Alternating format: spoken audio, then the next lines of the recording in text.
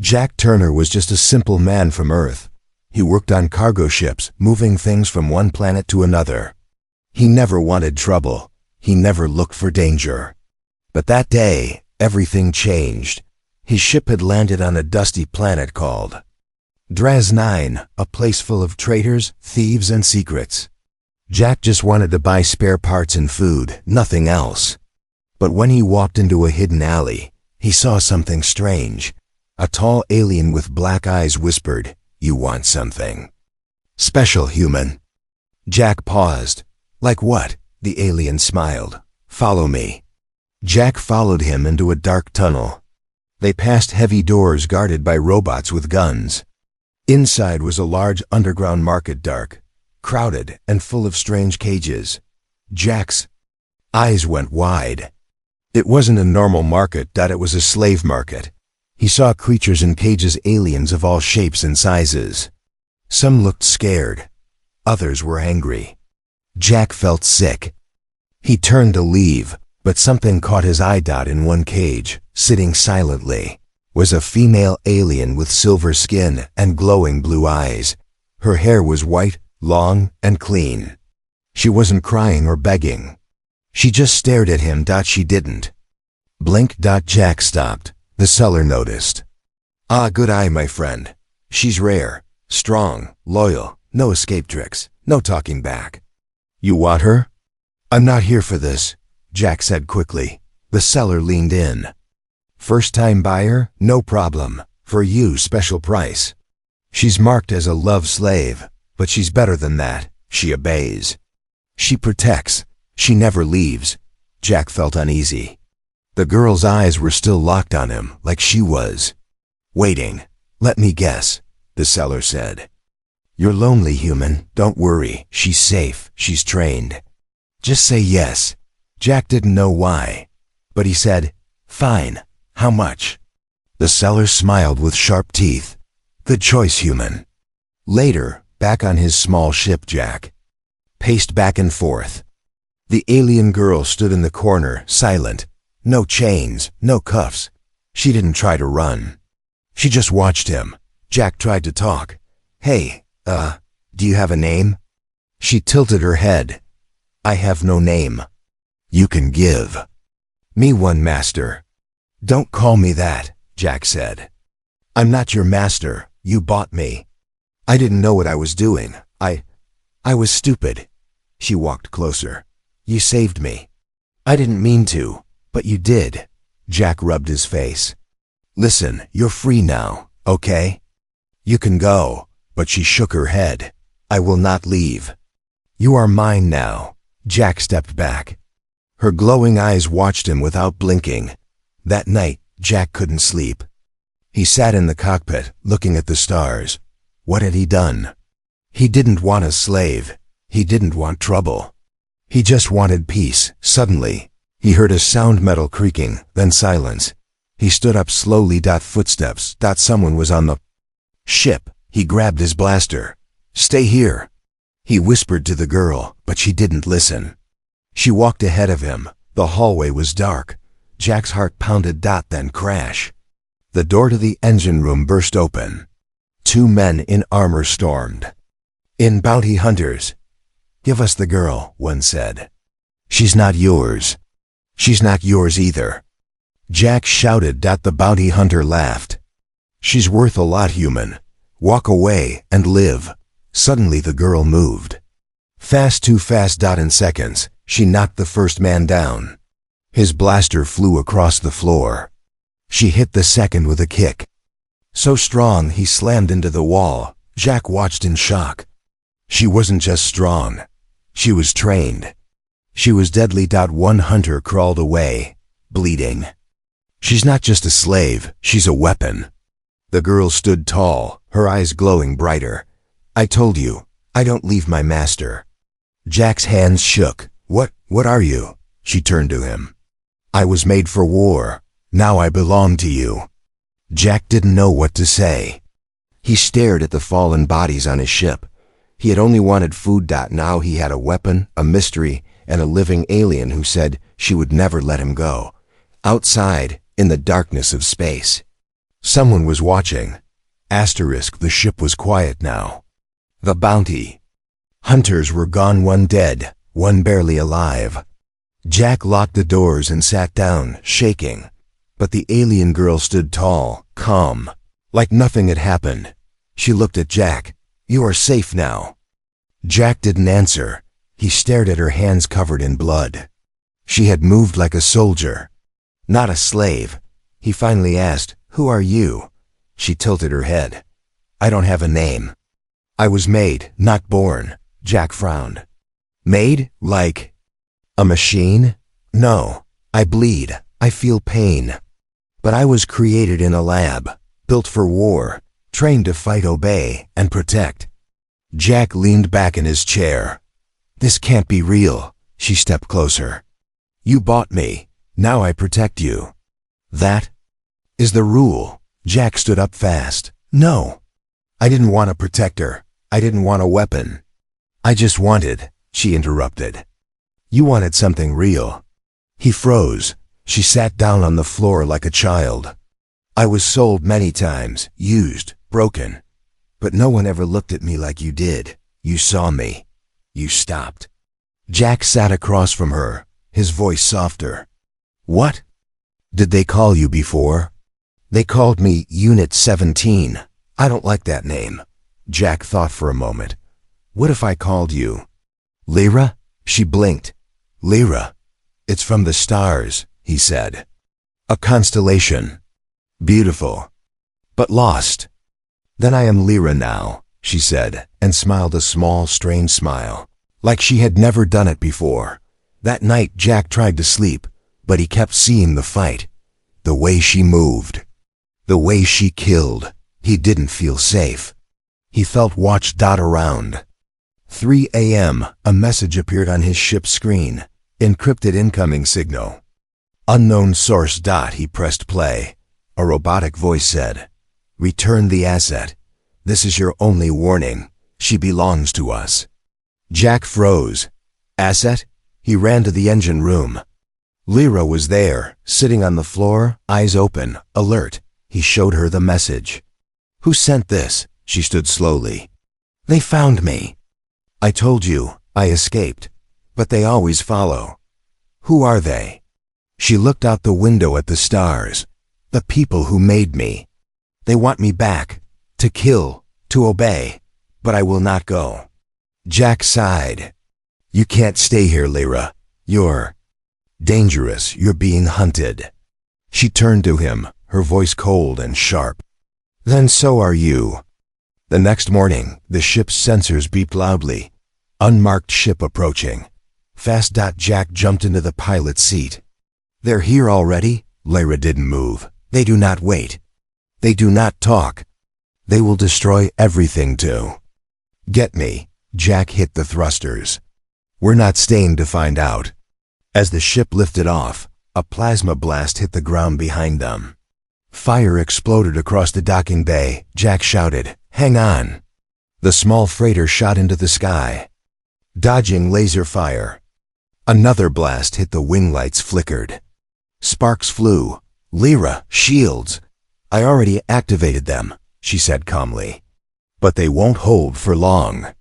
Jack flew through the clouds, zigzagging to lose the enemy. But they were fast. Too fast. "Why do they want you so badly?" He yelled. "Because I left," she said. "And they don't allow that."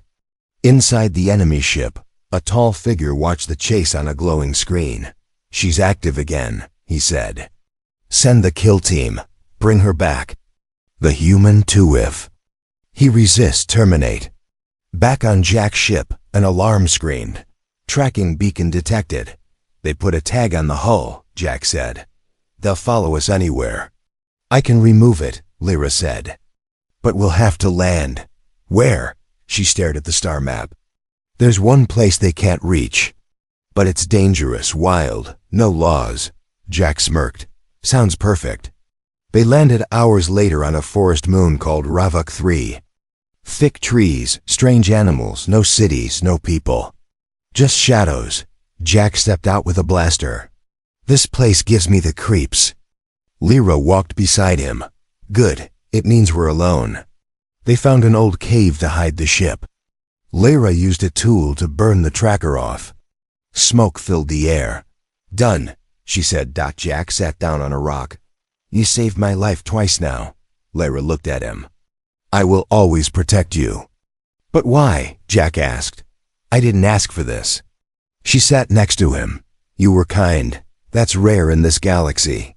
Jack looked at her glowing eyes. You're not a slave, Lyra. You're free now. She didn't answer. Instead, she said something strange. If I'm free, then why do I still want to stay with you? Jack didn't know what to say. Somewhere far above, another ship entered the system, bigger, stronger. They weren't done chasing her yet. The cave was silent. Jack couldn't sleep. He sat by the fire, staring at the glowing shadows on the walls. Lyra sat across from him, eyes open, but not looking at anything.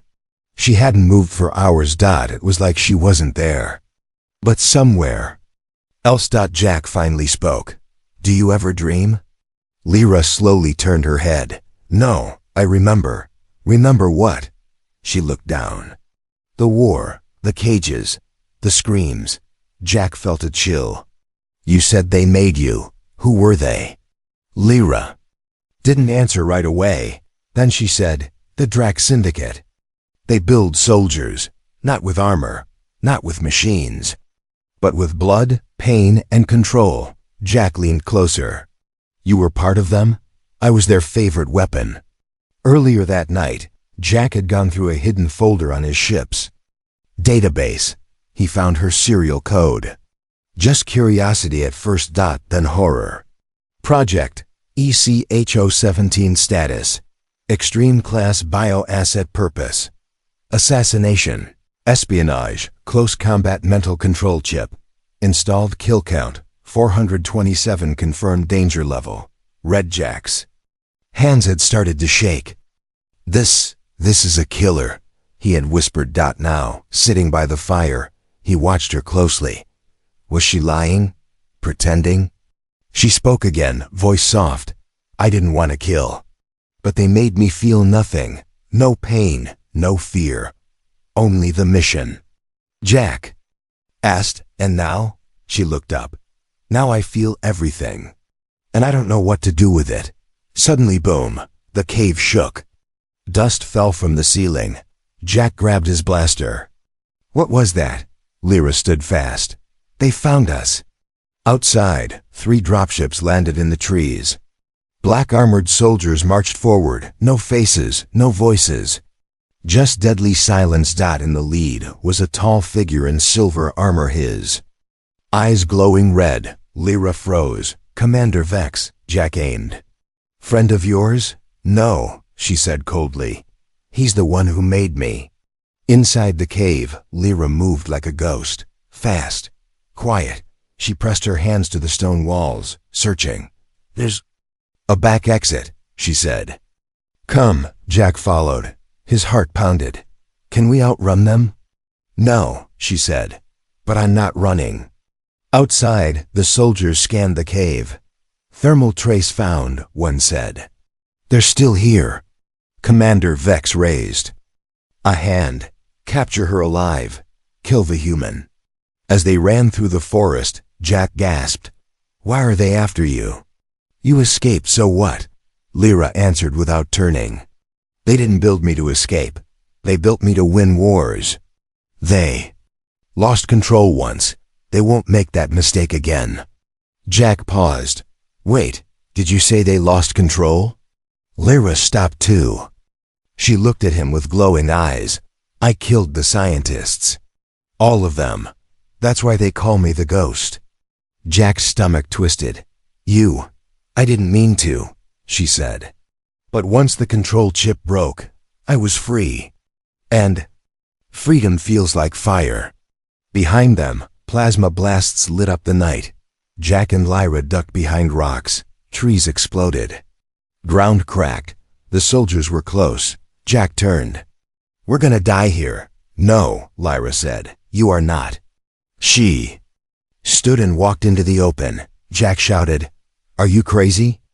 But Lyra raised her hands, and the soldiers stopped. Commander Vex stepped forward. "Unit 17, he said. "Return to us. Obey." She didn't blink. "I am not Unit 17 anymore." Vex's voice was cold. "We can fix your mind.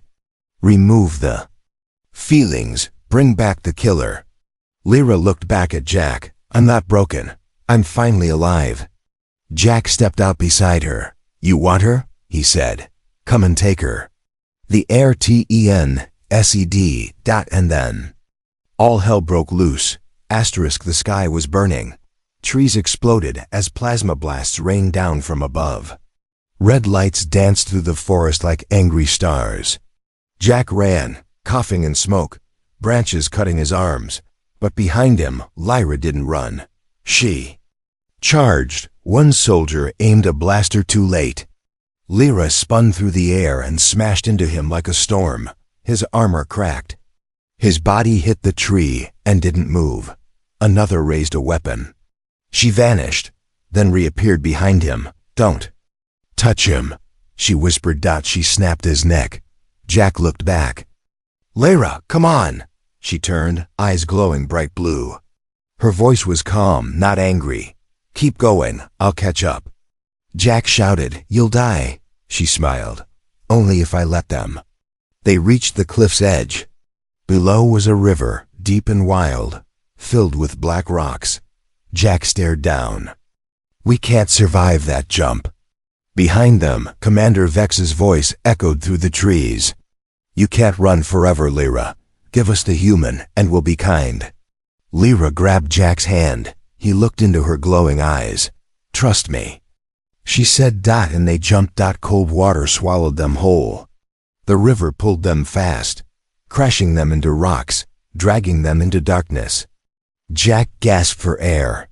He thought he would die. But then her hand found his. Strong, unshaking.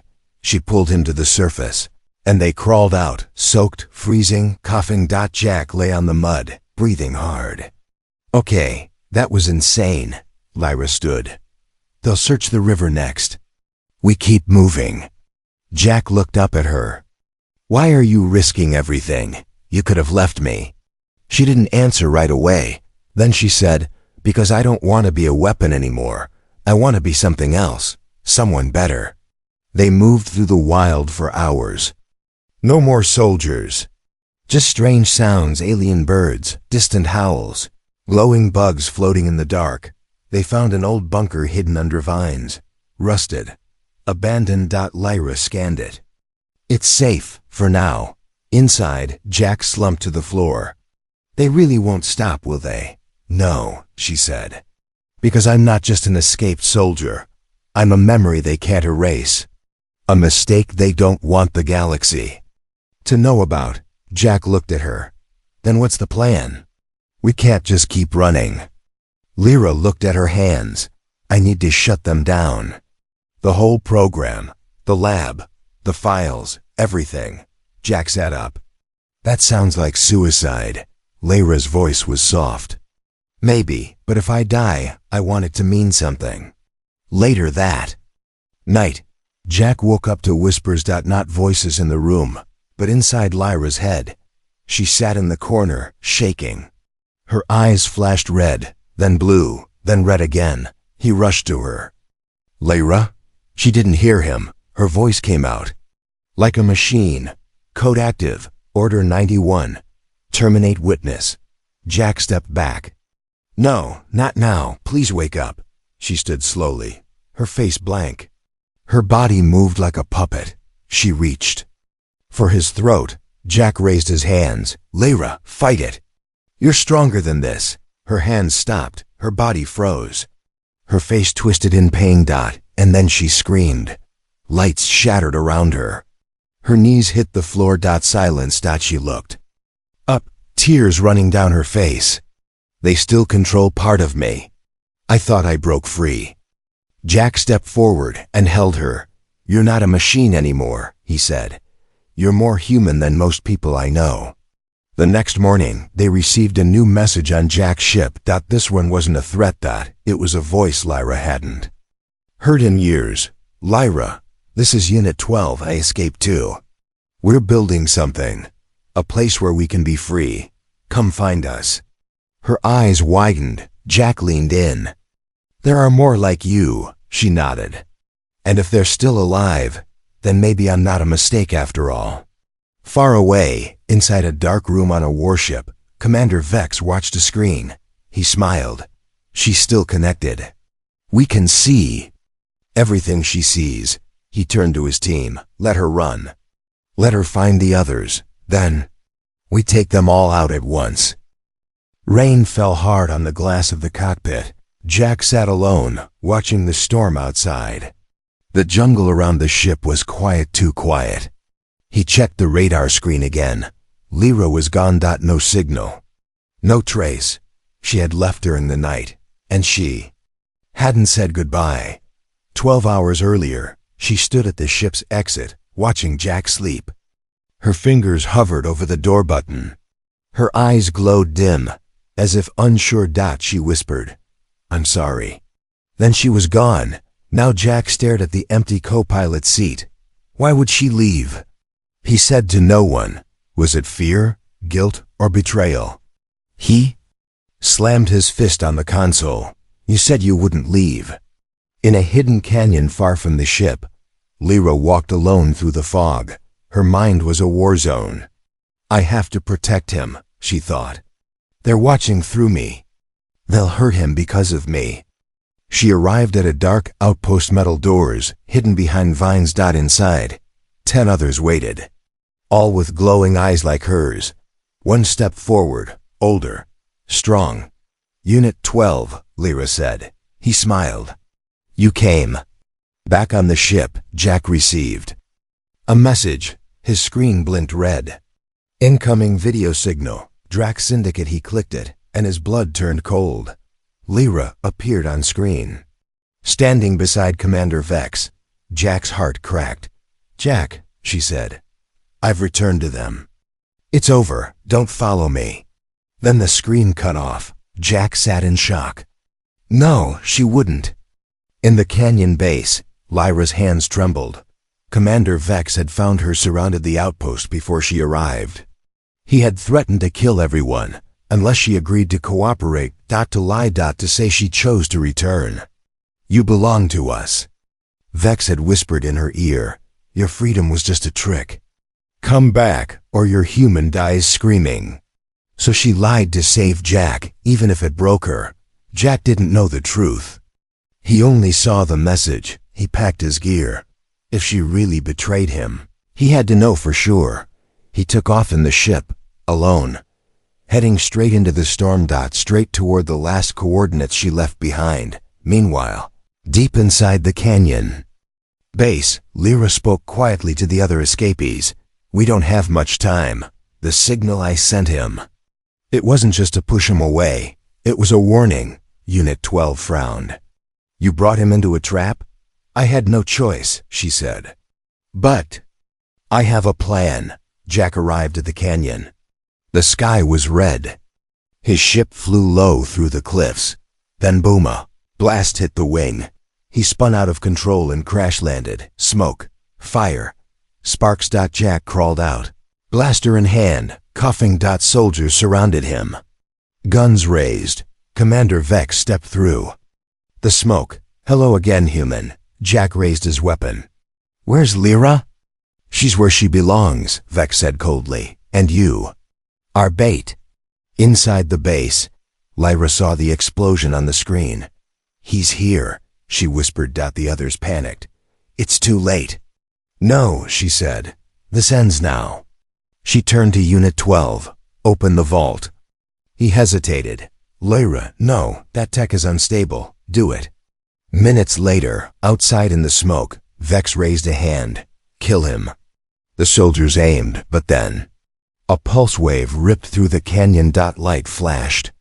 Energy roared. Everyone fell back as a shadow moved through the fog. Lyra, eyes glowing bright, covered in strange alien armor, powered by something ancient, something forbidden.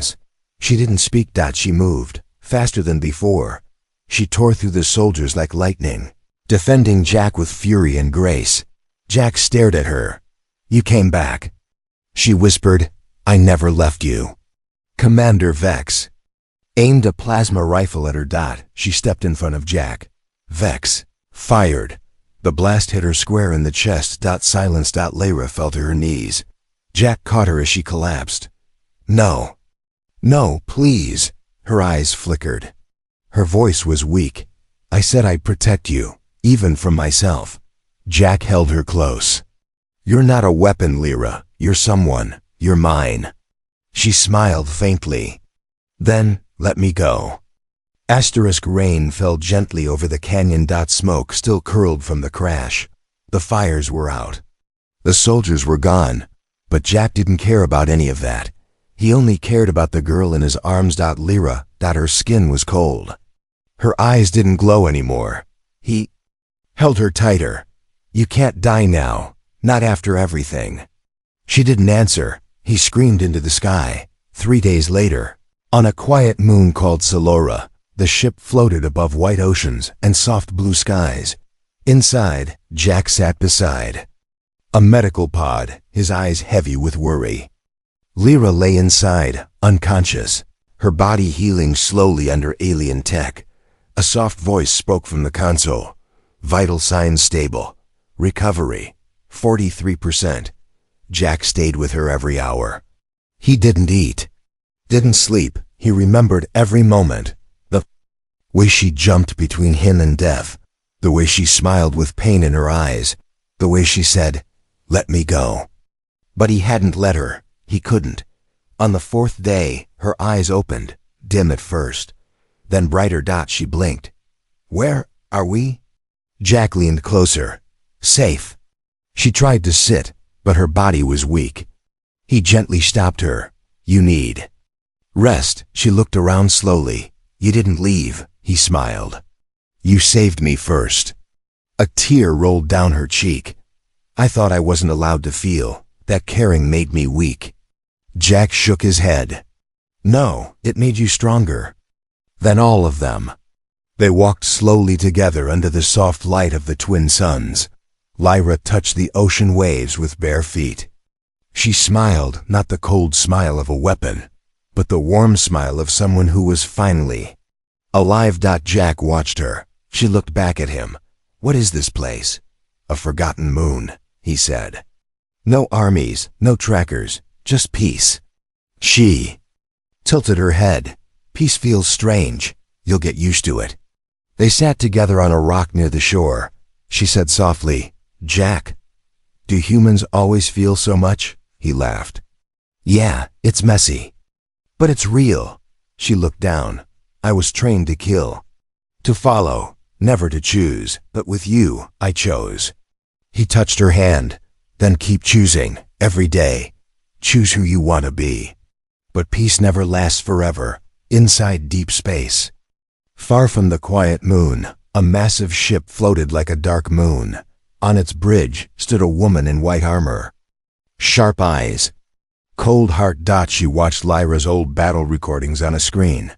"So, Unit 17 survived," she said. "Commander Vex was a fool, but I am not." A soldier stepped forward. "What are your orders, Director?" She turned. "Send the collector. I want the human alive. And I want the girl broken." Back on Solora, Jack worked on the ship's engine. Lyra sat beside him, watching, learning. She reached out. "Teach me how to fix things," Jack smiled. "You used to destroy them." She grinned. "I want to be different." He handed her a tool. "Then start with this." Their hands touched. They both paused. Jack finally said, "Do you feel anything when you look at me?" Lyra looked into his eyes. "Everything." That night, under a sky full of strange stars, Lyra sat on the ship's roof, listening to the wind. She whispered, "Jack?" He joined her. "Yeah?" she asked. "If I wasn't strong, if I couldn't protect you, would you still want me?" He looked at her. "Lyra, I didn't fall for your power. I fell for your soul." She rested her head on his shoulder. "Then I hope it's human enough." The next morning, alarms blared. Jack ran to the cockpit. A giant ship hovered above them, unmarked. Silent, a voice echoed through the speakers. "Attention, you are harboring stolen property. Surrender the girl or be erased." Lyra stood behind him, her hands trembling. "They found us." Jack grabbed her hand. "No more running." She squeezed it tightly. "Then let's finish this." The world stood still. Above the quiet ocean, the enemy ship floated like a shadow blocking the sun. No sound, no warning. Just fear. Inside their small freighter, Jack and Lyra stood in silence. She looked up at the sky, her face calm, but her hands shook. Jack reached out and held one tightly. "We knew this day would come," she nodded. "But they made one mistake." "What's that?" "They thought I'd run again." A voice echoed across the moon. "You have 60 seconds to surrender the asset." Jack moved to the control panel. "We can take off, try to outfly them." Lyra stepped forward. "No, we run, they chase. We hide, they burn it all. We fight. We end it." Jack hesitated. "If we do this, there's no turning back." Lyra turned to him, her voice steady. "I'd rather die free than live as their weapon again." They stepped outside. The wind was sharp. The sea roared behind them. From the enemy ship, a figure dropped down slowly like a god from the stars. She was tall, pale armor, empty eyes. "Unit 17, the collector said coldly. "Return, or watch him die." Lyra stepped forward. "No." The collector raised a hand. A swarm of drones circled them. "I was made to end things," she said. "Let me end you." What happened next was chaos. The drones attacked like lightning. Jack fired back, covering Lyra's left. She leapt forward, blades glowing from her arms.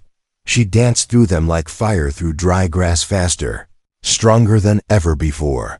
The collector moved too, swinging a plasma staff. She and Lyra clashed, their strikes shaking the ground. "You belong to the Drax," the collector hissed. "I belong to myself," Lyra shouted, and drove her blade through the armor. The collector fell, but it wasn't over. The ship above began charging. A planetary cannon. Jack stared at the sky. "They're going to wipe the moon." Lyra stood beside him, breathing hard. "Then we take them with us." She ran to the ship. Jack followed. Inside, she sat at the control panel. Her fingers flew across the controls. "What are you doing?" Jack asked. "Flying the ship straight into them." Jack froze. "That's suicide." She turned. "Not if only one of us stays behind." "No," he said. "Don't you dare." She smiled sadly. "You gave me freedom, a name, a soul. Let me use it." He stepped forward. "I didn't save you just to lose you." Tears fell from her eyes. "And I didn't love you just to watch you die." Silence. Then Jack spoke. "Then we do this together." The freighter launched into the sky, engines blazing. Inside, Jack and Lyra flew straight toward the warship. Alarms blared. The enemy tried to fire. Too late. Lyra looked at him. "No matter what happens, I won't let you go."